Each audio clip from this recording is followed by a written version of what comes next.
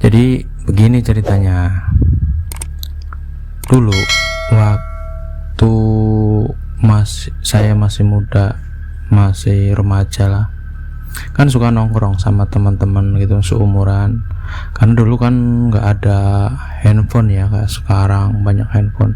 Dulu nggak ada. Jadi kegiatan kita tuh kalau malam, apalagi kalau malam minggu, itu kegiatan kita nongkrong. Nah, waktu kita lagi nongkrong di suatu tempat, salah satu rumah dari teman kita tuh, teman saya ada yang lihat penampakan. Nah, penampakannya itu ternyata tuyul. Tapi kita dulu berapa orang ya, sekitar 5 orangan lah. Tapi yang lihat cuma dia nih, yang lihat cuma dia aja. Tapi dia bilang sama kita, ada tuyul. Yang benar, iya serius itu. Ya udah kita buntutin yuk lah. Akhirnya kita buntutin sama temen yang bisa itu. Di jalan nyampe lah pinggir sungai, dan pinggir sungai itu ada jembatan dari bambu, paling berapa ya, sekitar 4 atau 5 bambu lah itu dijajar gitu. Tapi biasa buat lewat orang itu, kalau mau orang belanja itu. Nah, kata temenku ini tuyul lewat sini. Temanku bilang kalau tuyul itu berangkat lewat situ, pulang ya lewat situ gitu loh. Terus gimana nih? Ya udah gini aja, kita cari sapu lidi. Oke, kita nyarilah sapu lidi.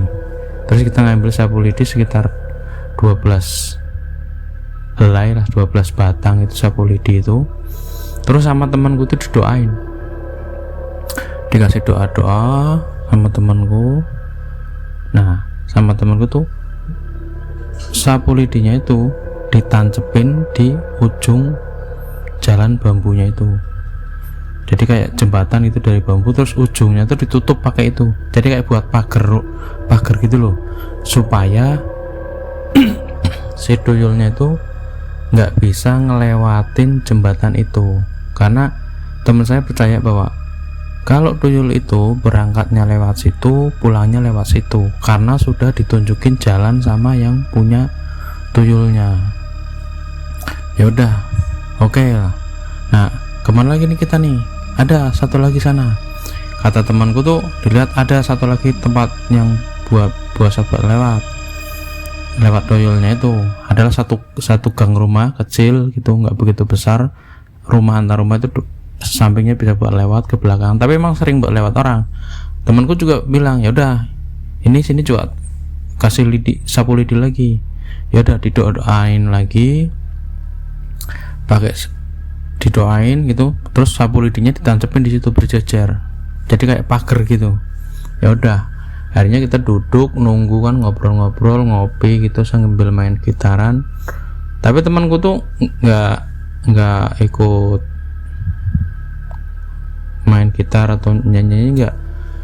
Dia duduk menyendiri gitu, terus sambil ya kayak baca doa gitulah, sambil mengamati gitu loh. Dan emang beberapa hari itu banyak orang yang kehilangan uang di lingkungan situ, emang banyak. Jadi ada yang cerita gitu, katanya kehilangan uang, ada yang jualan juga tahu duitnya hilang gitu. Jadi emang kelihatan banget. Kadang kan orang jualan itu kan kelihatan kan, oh ini dapat uang 50 ribuan cuman satu, kok tiba-tiba dibuka lagi nggak ada uang yang 50 ribuan, padahal tadi ada uang 50 ribuan satu gitu. Ya udah, akhirnya karena sering dengar kayak gitu, kita tungguin aja nih. Berarti temen juga percaya bahwa pasti yang ambil tuyul ini nih gitu. Nah, hampir jam pertengahan malam, karena kita waktu ngeliat itu masih sore, hampir jam pertengahan malam itu temenku bilang, ayo kita kesana lagi, kayaknya dia merasakan ada kekuatan besar gitu loh yang di dalam lingkaran yang dia pasang tadi, di dekat lidi yang dia pasang tadi. Ya udah akhirnya kita berangkat ke sana lagi. Emang tempatnya tuh di belakang rumah, terus ada pohon-pohon bambu gitu, tapi bersih tempatnya. Kalau dulu kan bersih, biasa buat main anak-anak kalau sore gitu, main bola, main apa. Ya udah akhirnya kita ke situ. Nah, temen itu bilang, lah ada di sini nih tuyulnya. Dia nyuruh salah satu temen saya dijadikan mediator. Nah, salah satu temanku tuh mau nih. Ya udah, oke, mau dikasih mantra lah sama temanku, didoain sama temanku, terus dia kayak hipnotis itu tertidur, terus ditariklah tuyulnya itu dimasukin ke dalam tubuh temanku. Lah waktu dimasukin ke tubuh temanku ini, temanku tadinya berdiri, tiba-tiba dia nggak nunduk sih, cuman dia jalannya jadi pakai lutut. Dia nggak jalan pakai telapak kaki gitu, nggak, jadi dia jalan pakai lutut, kakinya ngangkat ditekuk gitu, terus jalan tangannya di depan dada gitu. Jadi dia pendek gitu loh, jalannya nggak pakai telapak lagi, pakainya lutut gitu, terus muter-muter gitu tuh, masuk muter-muter, diberhentiin sama teman saya, ditanya, kamu anaknya siapa? Nggak jawab, dipukul sama temanku, dar, nggak jawab lagi, kamu anaknya siapa? Ditampar gitu. Pengennya teman saya tuh dia ngaku dia tuh peliharaannya siapa, habis ngambil di mana kayak gitu, cuman nggak mau ngaku nih. Nah, sama teman gue itu akhirnya dibilang, oke, kamu bakal saya lepasin, kamu bisa pulang, tapi dengan syarat kamu ngasih uang sama kita gitu. Lah dia tuh mangguk-mangguk gitu, terus nunjuk uang, nunjuk deket pohon gitu. Lah di pohon itu sama temanku bilang, itu di situ dicari uangnya, ada nggak? Emang ada uangnya, ada uang 20 ribuan itu. Saya juga bingung, kok ada uang beneran ini? Ya udah, ambil aja, ambil. Nah, si tuyulnya ini masih di dalam tubuh temanku, tetap diajar sama temanku yang punya kanuragan itulah, yang pernah belajar ilmu kanuragan itu. Dihajar, dipukul, terus dihajar pakai tenaga dalam lah, dia bilang itu, sampai si tuyulnya tuh minta ampun lah. Salahnya teman saya itu ketika dia mukul itu sering menyebut nama teman-teman, ya nyebut nama saya, nyebut nama teman-temanku yang di situ kalau manggil gitu. Jadi tuyulnya juga tahu nih siapa aja yang ada di situ dan siapa aja yang mukul dia, namanya siapa tuh tahu. Dipukul, akhirnya dia ngaku kalau dia anaknya saudara A gitu. Ya udah, karena sudah tahu, akhirnya kita ngobrol sama temanku berlima tuh, kita ngobrol, oh ternyata nih punya ini nih, terus gimana, mau dilepasin apa enggak? Janganlah, jangan dilepasin. Temanku yang bisa kanuragan itu bilang, jangan dilepasin, biarin, nanti kita intip aja nih siapa yang akan datang ke sini ngambil dia, bener apa enggak orang itu yang punya gitu loh. Takutnya nih tuyulnya bohong. Dalam hati saya, masa tuyul bisa bohong gitu. Ya udah, akhirnya kita ngumpet. Lidi itu nggak dicabut, kalau dicabut kan itu nanti bisa lewat. Lidi itu bisa dicabut, temanku disadari, udah tuyulnya dikeluarin dari mediatornya, terus sudah sadar, kita ngumpet. Nah, kita ngumpet itu agak lama tuh, sekitar mungkin setengah jam atau 1 jaman lah. Nah, pas kita ngumpet itu emang ada orang datang situ. Saya kenal orangnya ini, nyabut lidinya itu, dicabutin lidinya yang di dekat apa jembatan pakai bambu kecil itu, udah dicabutin. Temenku bilang, berarti ini bener nih orangnya. Ya udah, kita pulang kan. Nah, kita kan emang dapat uang tuh 20 ribu, ya udah kita buat beli buat beli nasi megono, beli teh gitu. Udah, kalau udah malam, udah mau pagi lah kita pulang.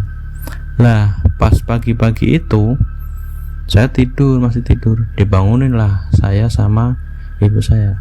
Nah, ada yang nyariin. Siapa, Bu? Nggak tahu, itu di depan.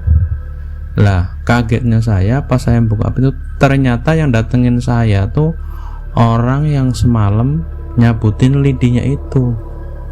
Dia bilang sama saya, kamu nggak usah ikut campur sama urusan saya, ini urusan saya, ini dosa saya, ini biar saya yang nanggung dosa-dosa saya, kamu nggak usah ikut campur tuh.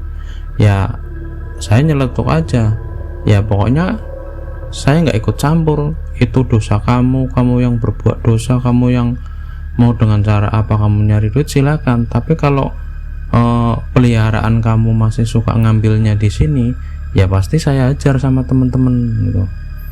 Terus dia bilang, pokoknya kalau kamu menanti macam-macam, kamu saya santet ya. Wah, kan saya takut kan. Ya udah, akhirnya saya bangun, saya langsung ke tempat teman saya yang bisa itu, yang semalam bisa ilmu kanuraganya itu. Bro, kamu disamperin bapak ini ya tadi?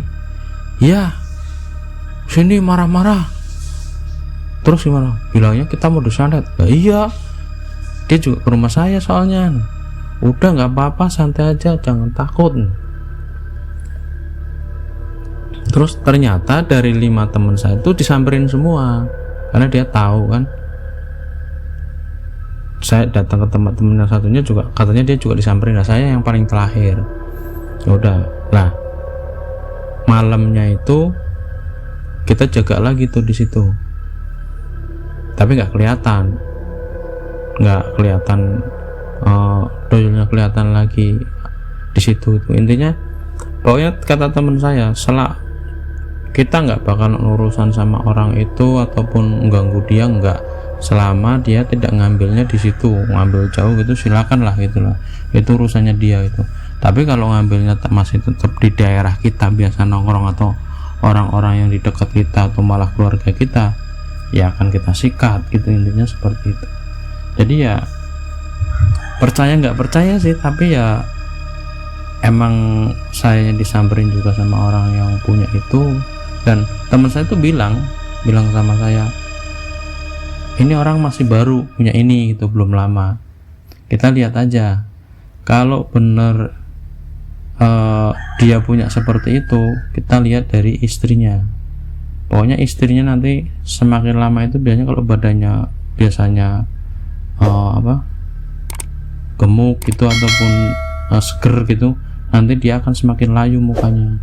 Karena ternyata kata teman saya tuh, kalau tuyul itu dia akan disusui sama majikannya, dan ketika dia menyusui itu yang keluar tuh bukan air ASI tapi darah sang pemilik tuyulnya.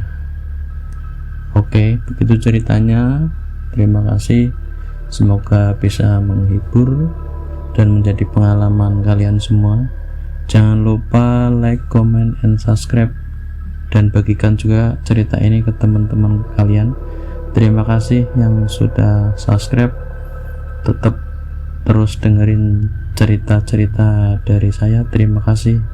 Assalamualaikum warahmatullahi wabarakatuh. Dadah.